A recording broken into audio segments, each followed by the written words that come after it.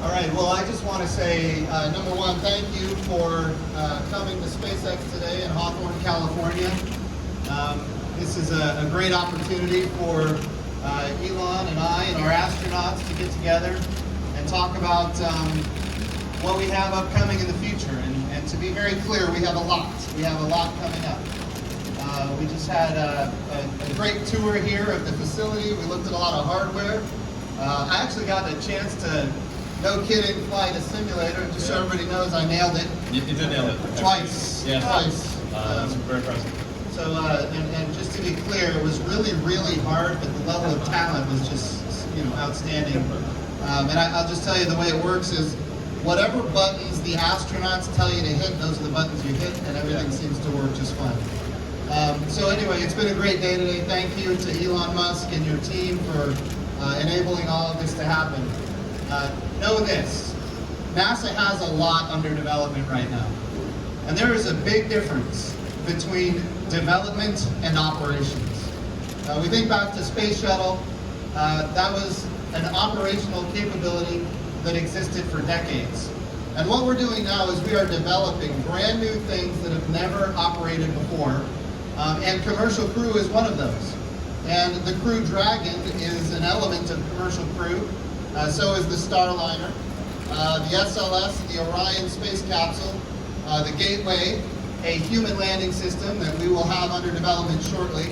But yesterday, as a matter of fact, I was out at the facility of Northrop Grumman looking at the James Webb Space Telescope, which again is an amazingly complex system that NASA has under development.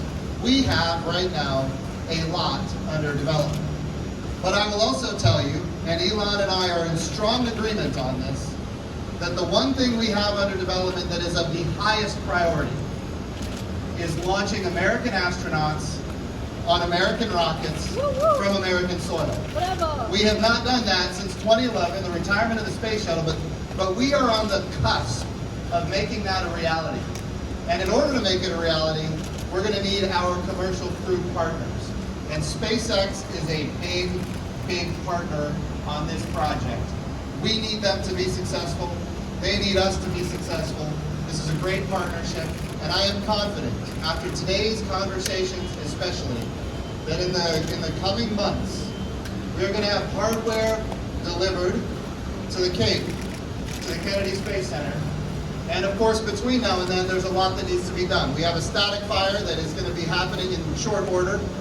We have a high-altitude abort test that will be happening in short order. And once all that data comes back, we've got to make sure that we are adequately meeting the margins necessary to make sure that these two gentlemen right here are safe. And Elon and I are in strong agreement that whatever it takes to make sure they are safe is what we are focused on like a laser. So I want to say thank you for being here.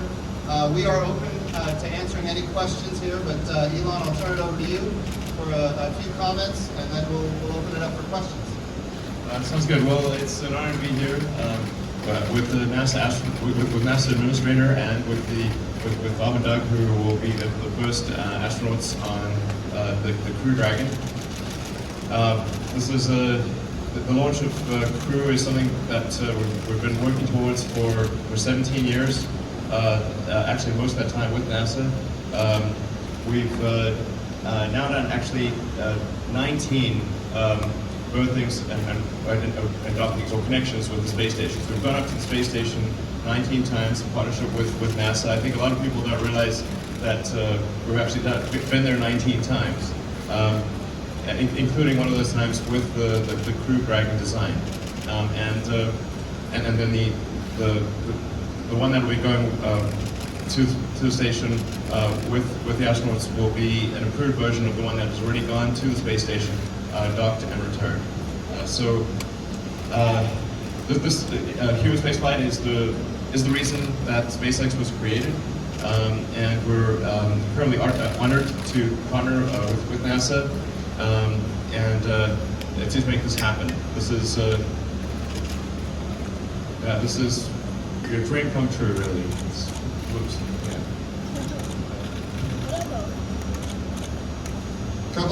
We're open at any questions. I have the mic over here. Okay. I ask that you keep your questions focused on today's topic, commercial crew for Dragon. Hi guys, Tim Down, the Everyday Astronaut. A couple questions for both Jim and Elon. Can you give me a rundown on why exactly both commercial crew vehicles have opted for a liquid abort system as opposed to a more traditional solid rocket system or an injectable system like that? Sure. So, I can't speak for Boeing, obviously, but the reason for having in the case of Dragon, a liquid abort system is really well. There's two reasons. We want to have the launch abort integrated with the vehicle, such that you don't have to discard the launch abort tower on every mission. So I do consider that like any significant state change after launch is a potential failure mode. So traditionally, if you had a solid rocket motor, especially if it's a tractor mounted on the nose, you would first of all be unable to, it's too heavy to carry all the way to orbit, so you would only have a partial abort capability. It doesn't take you all the way there. And then if that solid rocket motor is not ejected effectively, then you will have a crew fatality. So I think it's very important to have integrated abort systems such that you have abort all the way to orbit, and no state change is required. You do not need to eject. We do not need to eject the solid rocket motor for crew safety. So I think it's a substantial increase in safety, and then because it's using the same propellant as the on-orbit maneuvering thrusters, you get dual use. Because you either need to abort or you need to do orbital maneuvering, but you don't need to do both. So I think it's a fundamentally improved design and a material improvement in crew safety. And I would add that it is a fundamentally new design, and it's not easy. And over a year ago, when as the NASA administrator, when I first came here to Hawthorne as the administrator, of course I was here as a member of Congress before that, but as the NASA administrator, Elon and I sat down and we had a conversation about risk. And I asked him specifically, what is the biggest risk that we're dealing with here? And his thought was at the time that the concern was using the propulsion system for the launch abort system, which had never been done before. It's never been integrated in this way, and making that transition in pressures from a propulsion system to a launch. Elon Musk said to me, he said, that's the biggest concern, that's what we need to be worried about. And I will tell you, if we look at the catastrophic failure that happened back in April, he was right. And that gives me confidence, and that is why we test. And what we learn from that is going to make us all better in the future. And I can tell you that we have confidence based on that experience, that what we have iterated since then is going to make us all safer, and it's really, again, about Bob and Doug. And Elon, and we were just in a meeting, Elon looked at them and he said, we're not going to do anything, but these two gentlemen are not comfortable with it. And that puts all of us in a great position. So, to be clear, this is not easy, but to be clear, it will make us safer, and that's important. Yeah, I think there's always like some expectation of the interaction between the orbital maneuvering system and the abort system. That's why we do the test. If you don't do tests if you think everything's going to be fine, you do tests if you think they might not be fine, and so that's why they're called tests. So you figure out what the issues are without any crew on board. You establish root cause, improve the design, and retest. And that's what we're doing. And one of the things, for example, that we've done is improve the isolation between the super Draco thrusters and the Draco thrusters so that you cannot get propellant bleed through in the event of an abort. So the essentially thing you want to avoid is having a small slug of liquid with a lot of pressure behind it and a long line, because it will essentially accelerate that small slug of liquid. It's like a bullet, and then if it has anything that is remotely combustible at the end of that line, it would even light titanium on fire, which is what it did. So putting a burst disk in there isolates the abort system from the orbital maneuvering system and prevents any valve leakage that could get a small slug of liquid in there. So today, when we first talked today, you said the Dragon is basically a bunch of valves. It's a lot of valves. Now there's a few less valves, which is good because it's going to prevent these kind of errors. I wouldn't have said that earlier, but since you just said it, we're okay saying it. Having a burst disk there instead of a valve is better because the burst disk does not leak. What was the decision to not use burst disk in the first place? I think that basically, I think, was somewhat vestigial. The reason there wasn't burst disk in the first place was it's somewhat vestigial because at one point we were going to use the Super Draco thrusters to land. And so you want a fully reusable system that can land, then you wouldn't want a burst disk because you have to replace the burst disk every flight, and you'd want to rather have a valve. But since we're no longer going to do propulsive landing with Dragon, it makes sense to put burst disk in there. There's a ton of other improvements that have been made as well. Those are super inside baseball. Well, inside baseball. Hey guys, it's Chris Davenport from the Washington Post. For Elon and Jim, Elon, you were talking about how the overwhelming amount of your resources are dedicated to Falcon and Dragon to this program. How important was it then to have the administrator in to see that firsthand, not just charts and data, but to see the hardware, walk the floor, be in the simulator? And for Jim, how important was that for you to actually be hands-on that way? Well, I'll tell you, for me, the biggest concern right now is we are getting close to launching American astronauts on American rockets for the first time since 2011. And of course, a lot of people see what happened back in April, and they have concerns. And of course, there have been a lot of concerns about parachutes as well. And where we are today, I think, is a very positive position.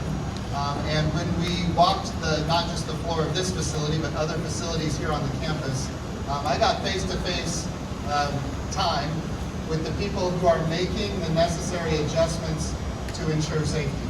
I got to see them, I got to shake their hand, I got to see the work that they have done, and all that is very positive. There is no doubt that in the last weeks, we have had a number of conversations on the phone about what needs to happen in order to meet the highest priority, which is launching American astronauts again. And some of those issues, we talk about the integration of the launch abort system with the propulsion system. Some of those issues are important, but the highest priority has been the parachutes. A lot of people don't focus on that, but that's where it's been. And Elon has told me, and he's showed me now, that that's where their priority is. They are putting as much resources and manpower as they can to getting those parachutes ready, so that ultimately we can have consistent, repeatable performance. We can have those tested, the Mark III parachutes, to give confidence to us that our astronauts are going to be safe. And I think seeing all that has been a big difference. Yes, we think the Mark II parachutes, I mean, we think those are safe, but the Mark III parachutes are possibly 10 times safer. And in fact, I think that the Mark III parachutes, in my opinion, is that they're the best parachutes ever, like by a lot. Like if you were to compare the margin of safety, safety factor of the Mark III parachutes to say Apollo, this is twice the safety factor of Apollo. It's very, this is really a good design. And so we're really putting all our energy behind the Mach 3 parachutes, working with Airborne, which is they're really good at parachutes. And I was just there actually on Saturday and Sundays, talking to the chief engineer and the program manager and the people sewing the parachutes, and so we're going just full tilt on the Mach 3 parachutes. And you know, people think parachutes, they look easy, but they are definitely not easy. And for those that know the history of the Apollo program, it was actually one of the toughest things in the Apollo program was with parachutes. It was actually one of the toughest morale problems because they had so many engineers quit over the parachutes. It's funny to read that, you know, and then have the same experience basically. I mean, I don't think we've actually had, you know, many people quit over it, but it is this is a pretty arduous engineering job to get the parachutes right. Hi, my name is Michael Sheets. I'm with CMEC. This question I'd like the astronauts to actually answer first. And when you saw that video of the Demo 1 anomaly, and when you saw what happened to the capsule and the explosion, what did that make you think and feel? And since then, what has given you the confidence to say, you know what, yes, we're still getting inside this capsule? Yeah, it's a good question. Yeah, it's disappointing. You know, you get questions from your family, you get questions from your friends. You know what happened. You know what happened, that kind of thing. So, but you know, the other part of it you have to keep in mind is this is test, evaluation, development, and it's part of the process. You know, I think this became public because there was a video they got up, right?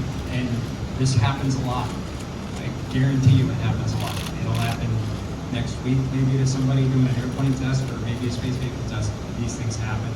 And while it's disappointing, it also can be a real gift to the final design because it can inform the final design. You find the problems that Elon talked about and you go, okay, we need to fix this, we need to redesign it.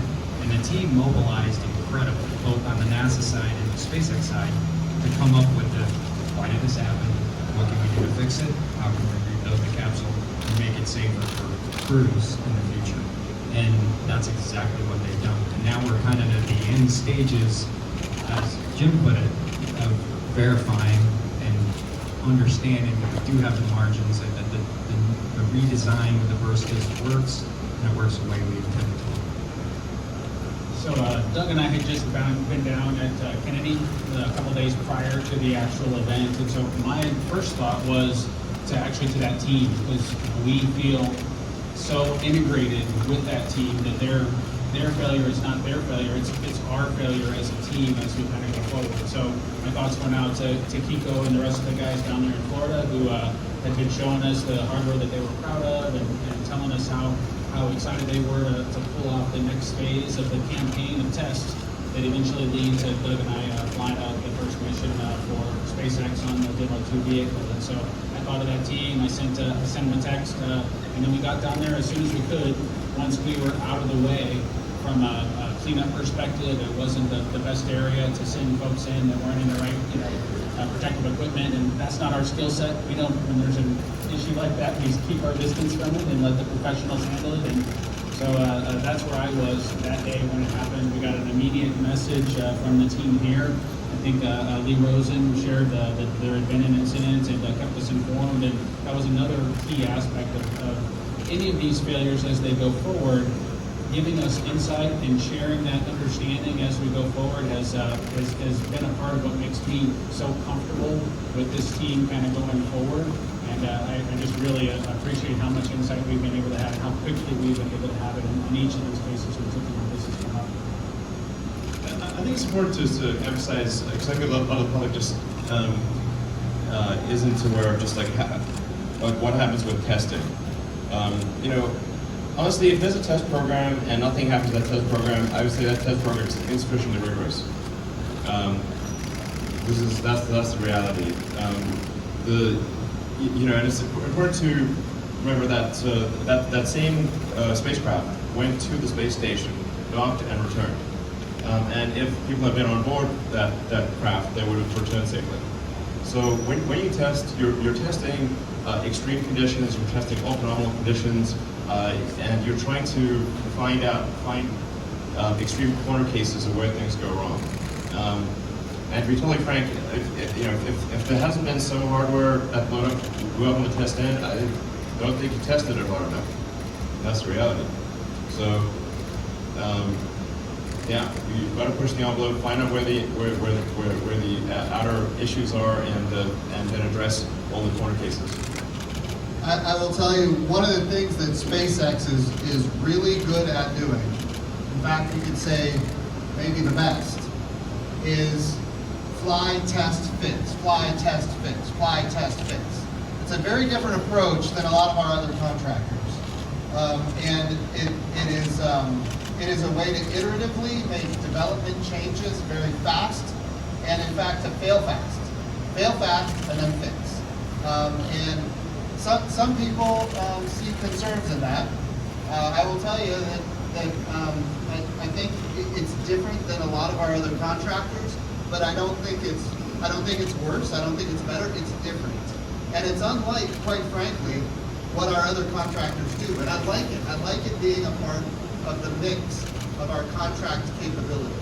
That there is this iterative fly test fix mindset that SpaceX has, which is very different than trying to qualify every subcomponent and every component and every craft before it ever hits a test stand. SpaceX is very good at moving quickly, and that's good for NASA. It pushes us. It's good. Yeah, I mean, I think there's a fundamental principle of make sure you fail on the test stand so you do not fail in flight. My name is Jim Fergal, I'm a report reports. Question for you, Administrator Bridenstine. With most of the commercial crew team here, but we still have an open seat for an associate administrator of human operations. I'm curious if you can update us on that search that you're talking to, and when you think you'll have someone for that role. Will we need to wait for someone to be in that role for a little while before we can go ahead and say demo our team mission? So to start off, Ken Bowersox, who's an astronaut who, of course, has flown with our gentleman here. He's an amazing individual. He is in the acting position, and he's doing great work. As of right now, I'm very confident that we can continue moving forward and not have any delays because of the opening in that position, because of the quality person and the quality engineer that Ken Bowersox is. I would also say that we are looking for all of the best talent that we could find to fill that role. And we will come to a point where we settle on a name, and we're not there yet. We opened the aperture very wide initially. We have started narrowing it down, but we are not ready to announce who that person is. But I will tell you that announcement is not months away, it's weeks away. And that's a day that we're all looking forward to. Hi, Rod Powell with Space.com. Just wondering if you could give us a little bit more of an update on specific milestones for parachute tests.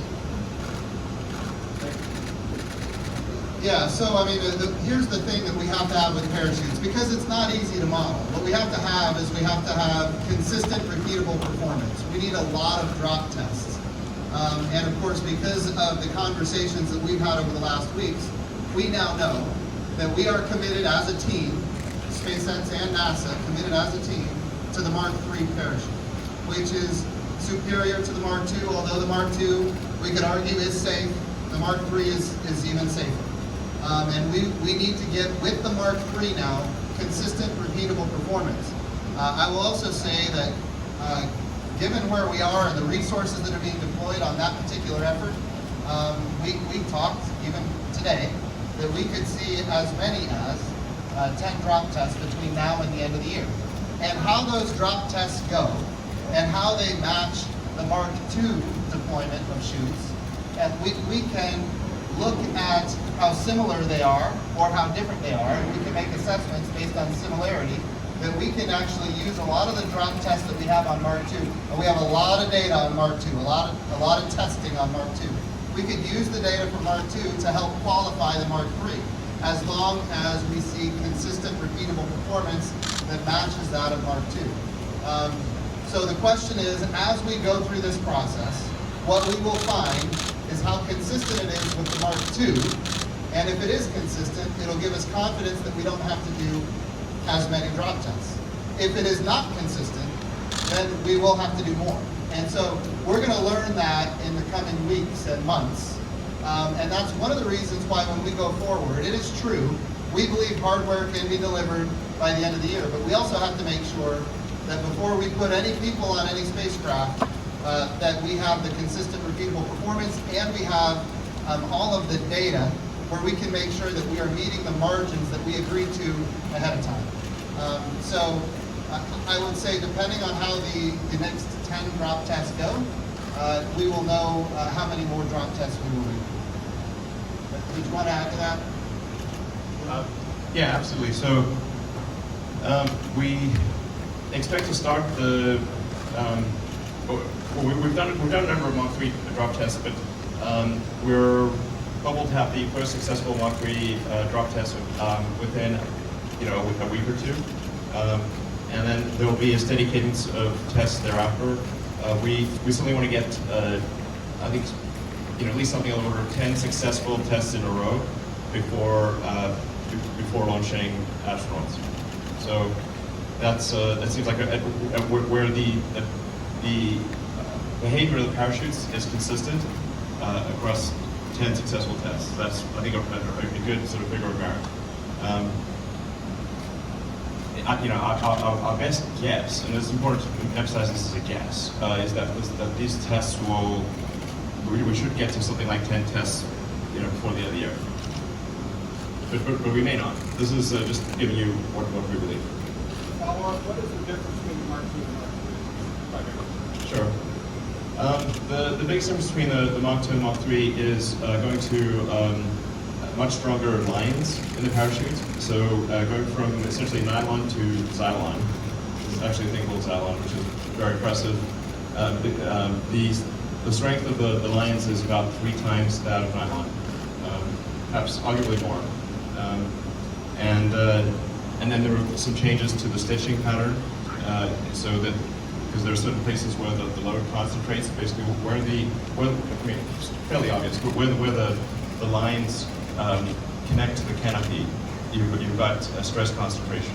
And so you want to have just exactly the right joint to spread the load at the stress concentration where the lines meet the canopy. It is also true when we talk about parachutes, and this is important. We have learned a lot because of the work of SpaceX and because of the work of Orion and Starliner. We have learned a lot recently about asymmetry issues on the risers of a parachute. That being said, we can apply that as an agency. NASA can take that data, that information that we get from our great partners, and we can apply it across the agency as a whole to make sure that our astronauts will be safe. And so this is an area where it's not either or, it's all of the above. And when one partner is successful, that success is applicable to all the partners because human safety is the #1 priority for NASA and for SpaceX. Yeah, I've been very, very clear with Jim that any SpaceX data should not be considered proprietary, and it can be used by any of our competitors, no charge, for free, obviously. And that will be very helpful. Does anybody have another question for the astronauts who have to leave? I have a question. Hi, CBS News. Thank you, gentlemen. What will you be doing between now and when you launch? We'll be here. Short answer, but we spend almost all of every week here now. And obviously with the in-flight abort, there'll be some crew-related timeline exercises we want to do along the line of the in-flight abort timeline. So when we do the in-flight abort, we'll be down to Florida for that. We may get down for the static fire, but the majority of our time will be here, training, running the sims with the teams, not only here in Hawthorne, but the team back in Houston. So a lot of time in California. And thank you guys. They have to catch a plane, so we'll say so long. Thank you, guys.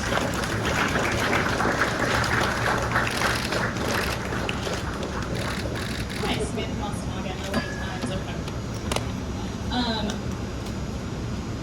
There you are. I know you said that the program is close to human launches, but obviously it's also getting close to the end of U.S. availability of seats on Soyuz. Can you talk a little bit about that industry, or is that a concern here as well? It is. So clearly there's a number of things at play here. Number one is making sure that we get the hardware delivered. And I think we've got a good plan for how we're going to make that happen. And I want to also be clear, because I know a lot of the SpaceX workforce is going to see and hear this media. We are very grateful for their hard work, and we want them to keep pressing to make sure that we get that hardware delivered. While that is underway, we also have a number of tests. We have a static fire for the launch abort system, and then we have a high altitude abort test that we have to get done between the end of the year. And we will take all of the data from those tests and make sure that we are adequately meeting the margin and we are controlling those margins consistently and repeatably. And when that is complete, then we will be ready to launch. So what we have to do as an agency is we have to make sure that we're taking the data and making data-informed decisions to be ready to launch. Hardware delivery is not the end state, it is the beginning. And we have to take the data from the testing that we do between now and hardware delivery and qualify these articles for human spaceflight. And so I don't want to say what the date is, but I will say the partnership that we have with Russia is important and it's good. When we have these terrestrial challenges that everybody is aware of, somehow we have been able to keep space exploration separate from the geopolitics of the times. And that's good. And so we like this partnership. But we also want it to be a partnership. We don't want to have to pay $85 million every time we launch an American astronaut on a Soyuz rocket. We don't want to do that anymore. We would rather have it be a true partnership where we launch on their rockets and they launch on our rockets. That would be a great partnership for the future. And so we need to make sure that we do not have a day where we don't have American astronauts on the International Space Station. So we will be continuing to work with Roscosmos, which is the space agency of Russia, to ensure that we do have American astronauts on the International Space Station. As an insurance policy for sure, because there's still some learning left to do between now and launching crew. To be clear, if everything goes according to plan, we may not need additional Soyuz seats. But here's what else we know. Here's something else we know. Usually things don't go according to plan when it comes to these new development capabilities. I will say that we are getting very close, and we're very confident that in the first part of next year, we will be ready to launch American astronauts on American rockets. And it's like, you just give you some insight into some of the best guess timing ahead. This is just best guess. So what tends to happen with these things, you give the best guess and then you get some article like, oh, they didn't meet the deadline. You're like, no, it's just the best guess. Like if it was, so like if this was a fully completed development, then you could say with precision, or with more precision what the timing of things would be. But anything with that is in development, albeit even the late stages of development, you never know when there might be some thing that crops up that requires more investigation. We're going to look into it more closely. The tests I mentioned with respect to the Mach 3 parachute may take longer than expected. We may encounter things that we don't yet know, and that may require more testing. There's also the retest of the propulsion system and propulsion lines to confirm that the design changes that we made will be successful in preventing what caused the test stand failure earlier this year. So those tests will happen probably in the next few weeks, and that will obviously be, if those tests go well, will be a significant risk reduction. I think it's like my philosophy is like to generally say what we think our best guess is, and then kind of bring people along for the ride, and say like, if things don't go quite as well as expected, hopefully cheer us on, and like, but it's full disclosure. It's just telling you what we know as best we know it. And sometimes we'll be wrong. But I think it's more interesting to be along for the ride and not try to pretend everything's super great. There's always issues. Space is hard, obviously. It's like very few countries have gone to orbit and have created an orbital vehicle. Well, I guess really there's 3. So this is a very hard thing, and so this is. So I hope, as we go along, there's a lot of people working super hard at SpaceX and NASA and our suppliers, doing their best, and So, you know, so those support will be good. So there's, yeah, so in the next few weeks, hopefully testing the propulsion system to confirm that changes made were successful. But, you know, it's a test, so it could go wrong, it could go right. We'll be doing a lot of tests of the Mach 3 parachutes. We'll keep the public informed, so you'll know what goes wrong and what goes right, and what we're doing about it. Those are the only two items that I'm aware of, or that SpaceX is aware of, that put the schedule at risk. But there may be other things that we discover. This is also important to bear in mind. You do not know what you do not know, to the best of our knowledge right now, testing will be complete and hardware will be at the Cape by the end of December. But this may be wrong. Important. This could be wrong. This is what appears to be the case right now. So then there's some period of time after that, as the administrator was alluding to, where SpaceX and NASA and all our supplier partners will need to get together, review all of the test data exhaustively. We want to sort of triple, quadruple check everything, and just make sure, is there anything we've overlooked? Is there anything that could possibly improve the probability of safety by any amount? And if there is, we will delay the launch without hesitation and make those changes. And the only thing we wouldn't do is if there's a change where the cure may be worse than the disease, or comparable, then it's not worth breaking configuration unless the cure is very obviously better than the disease. This is the only thing. Okay. I'm just telling you exactly what I think, basically. But I do want to emphasize, this is not like, none of this is like, is this, you know, if the testing's complete and the hardware is, you know, at the Cape, is this like some kind of like massive bureaucracy that's delaying things? Like it is not. It is very important for everyone involved to go through all the data and then look at it again and look at it again and just confirm, like, have we done everything possible to ensure that the astronauts will be safe. This is a lot of homework, basically. And then only at that point would we launch, only at that point.